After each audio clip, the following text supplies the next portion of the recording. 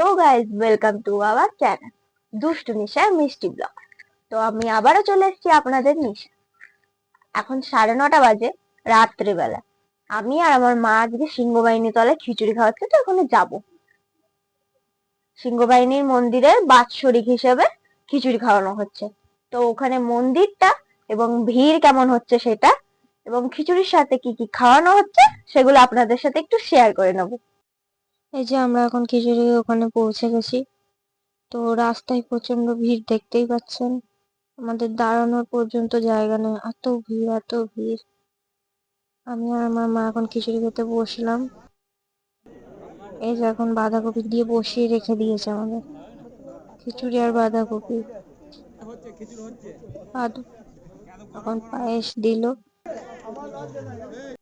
এই যে চাটনি আর বোঁদে লাস্টে। এই যে মন্দিরটা খুব সুন্দর ভাবে সাজানো হয়েছে এখানে, খুবই সুন্দর লাগছে। একটু কাছ থেকে দেখিয়ে নেবো। ঠাকুরগুলো অবশ্য দেখা যাবে না, তো একটু দেখানোর চেষ্টা করব। গাইস, আমরা ফাইনালি খিচুড়ি খেয়ে চলে আসলাম। প্রচুর ভিড়, দেখতেই তো পেলেন।